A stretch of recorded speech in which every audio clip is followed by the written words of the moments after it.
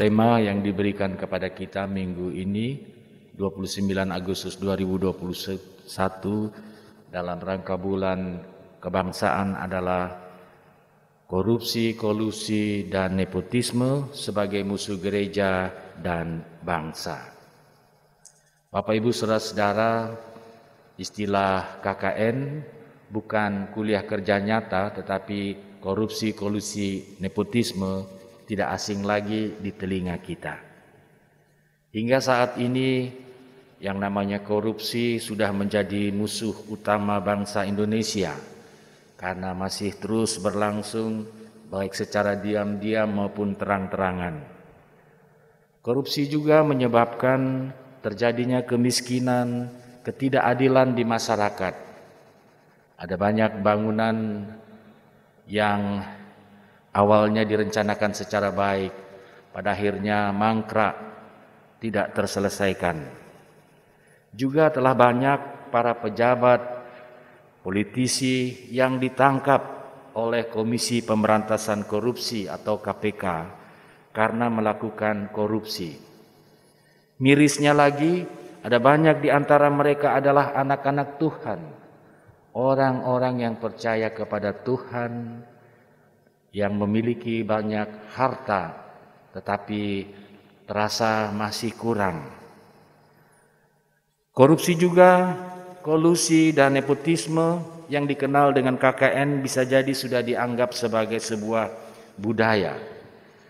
Disebut budaya mengapa? Karena korupsi bukan lagi dilakukan oleh orang per orang, tetapi dilakukan secara bersama-sama atau istilahnya bilang dilakukan secara berjemaah di berbagai bidang kehidupan, termasuk di bidang keagamaan. Uniknya lagi, terhadap para koruptor disiapkan seragam khusus. Biasa mereka yang tertangkap mengenakan rompi warna oranye, juga mendapat perawatan kesehatan dengan biaya yang ditanggung oleh pemerintah. Ya, kalau sementara pemeriksaan mereka ada yang jatuh sakit, itu biaya perawatan dibayar. Jadi beda dengan tahanan untuk kasus kejahatan lain. Padahal para koruptor jelas punya banyak uang. Nah, kata korupsi Bapak Ibu Saudara-saudara dari bahasa Latin, corruptio atau corruptus bermakna punya arti busuk, punya arti rusak, menggoyahkan, memutarbalik, menyogok atau suap. Nah, di dalam ilmu politik, korupsi dimaknai sebagai penyalahgunaan jabatan atau wewenang dengan maksud mendapatkan keuntungan pribadi atau bersama pihak lain yang menimbulkan kerugian. Nah, jelas ini perbuatan yang melawan hukum, dapat merugikan negara. Nah, mengapa ada korupsi? Ya, karena manusia ingin memperoleh keuntungan dengan cara gampang, dengan memutarbalikkan keadilan, dengan mengabaikan keadilan, melanggar hukum dan mengorbankan orang lain untuk kepentingan diri sendiri mereka lakukan. Nah, sedangkan istilah atau kata kolusi artinya bekerja sama dengan pihak lain untuk urusan yang tidak baik tentunya, untuk hal-hal yang tidak terpuji di dalam hal melakukan kejahatan. Dan kata nepotisme punya arti kecenderungan untuk menguntungkan, mengutamakan sanak saudara sendiri atau teman akrab, bukan berdasarkan kemampuan yang dimiliki oleh seseorang. Nah, kekasih Tuhan, praktek KKN sudah ada sejak dahulu, sejak zaman perjanjian lama, perjanjian baru.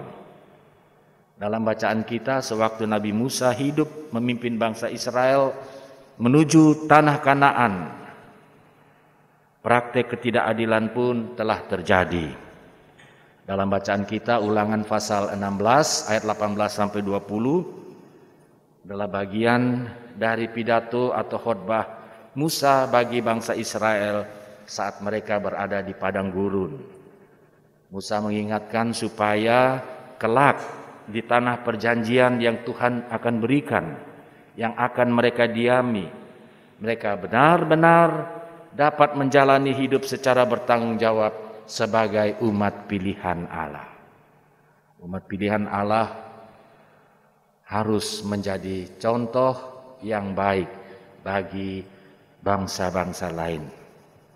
Nah, peran dari Musa selain sebagai pemimpin umat, ia juga merangkap sebagai hakim kepala terhadap para hakim lain dan orang-orang pilihan dari tiap-tiap suku Israel untuk tugas tanggung jawab menyelesaikan berbagai masalah yang terjadi di antara mereka. Kita dapat bandingkan dalam Keluaran pasal 18 ayat 13 sampai 27. Juga kitab Ulangan pasal 1 ayat 9 sampai 18. Betapa berat beban Musa dalam pelayanan untuk menjaga ketertiban hidup bersama sebagai umat Allah. Tetapi Bapak Ibu Saudara-saudara, Musa dapat menanganinya dengan baik.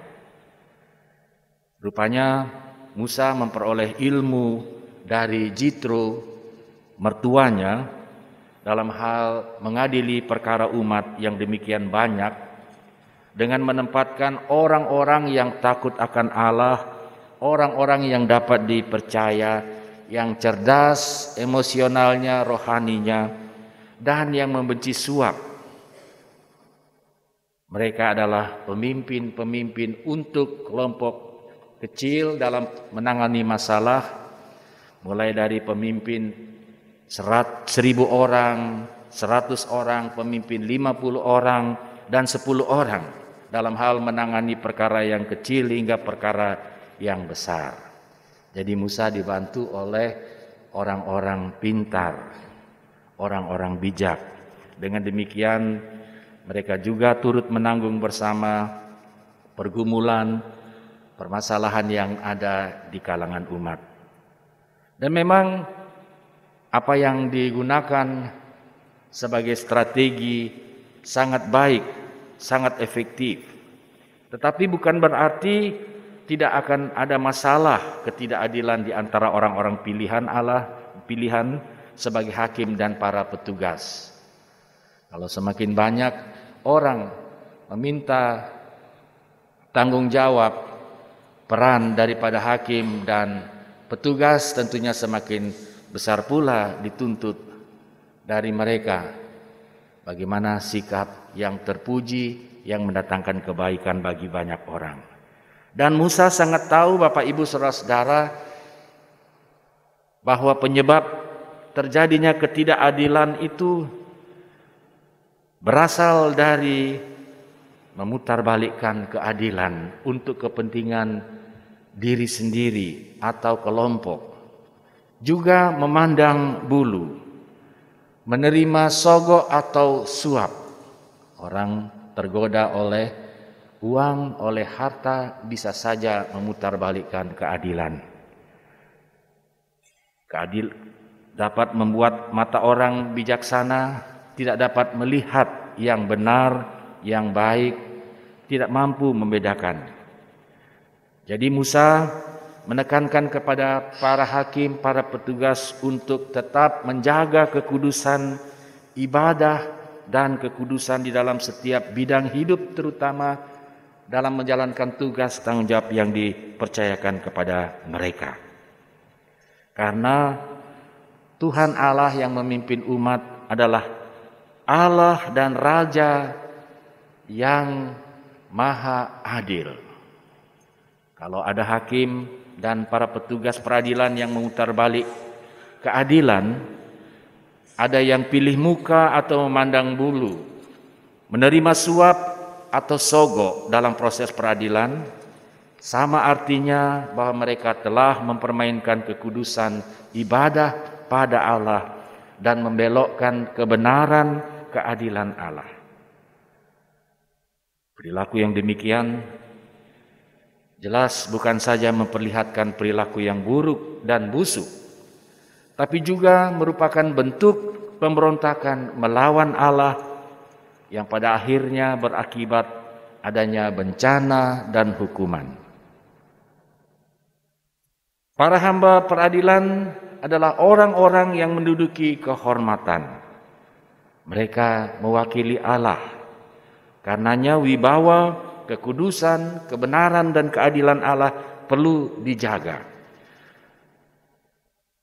supaya benar-benar dilakukan secara baik, secara adil, demi kepentingan semua orang. Maksudnya Bapak Ibu Saudara-saudara, para hakim dan petugas peradilan diminta untuk memberi perhatian kepada semua perkara yang ada di antara saudara-saudara sebangsa dan memberi keputusan yang adil, baik perkara orang kecil maupun perkara orang besar, harus didengarkan baik-baik. Tidak bisa setengah-setengah, sehingga keputusan benar-benar adalah keputusan yang adil, yang benar, yang bijak.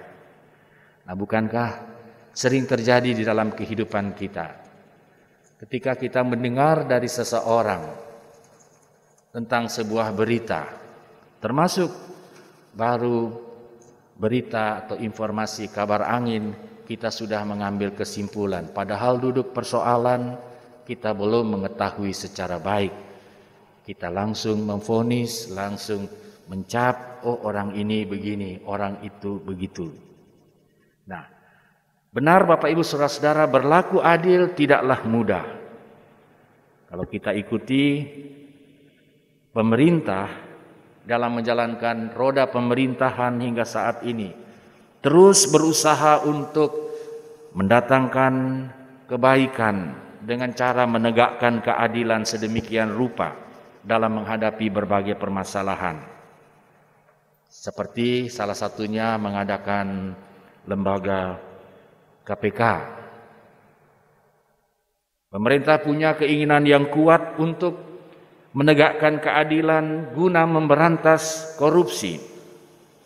Tetapi persoalannya sering terletak pada oknum atau orang tertentu. Juga berbicara tentang keadilan, Bapak Ibu Saudara-saudara, tentu bukan hanya tugas dari pemerintah, bukan hanya tugas dari para hakim, petugas-petugas peradilan, petugas keamanan TNI Polri, RT RW, Bapak Desa, Bapak Camat, tetapi juga setiap warga negara, setiap anak bangsa perlu memberlakukan keadilan dan kebenaran di dalam kehidupan, sehingga terjadi cita-cita yang diharapkan, masyarakat adil, damai, sejahtera. Nah, kekasih Tuhan, dari bacaan ini kita belajar betapa pentingnya hidup adil dan melakukan keadilan di dalam setiap segi kehidupan yang kita jalani. Walaupun tidak mudah, untuk bersikap adil itu sulit, tetapi Tuhan tahu setiap tantangan yang Bapak Ibu Saudara-saudara hadapi. Karena itu jangan berkecil hati. Mari kita mulai mengambil saat untuk merenungkan secara baik-baik sebuah persoalan yang kita sedang hadapi. Mari kita mulai melihat sejauh mana hubungan kita di dalam kehidupan rumah tangga, hubungan suami istri, dalam hubungan dengan saudara bersaudara, hubungan orang tua terhadap anak. Dalam hal ini, orang tua harus berlaku adil terhadap anak-anak yang ada di dalam rumah, termasuk anak-anak yang tinggal di dalam rumah. Kalau ada orang tua yang berpikir, yang punya cara pandang, anak laki-laki harus dinomorsatukan sebagai anak emas, sedangkan anak perempuan dinomorduakan. Mari kita lihat kembali bahwa Allah memberikan anak-anak bagi kita untuk mendatangkan kebaikan. Karena Tuhan mempercayakan kepada kita tugas tanggung jawab membesarkan dan mengantar kepada masa depan.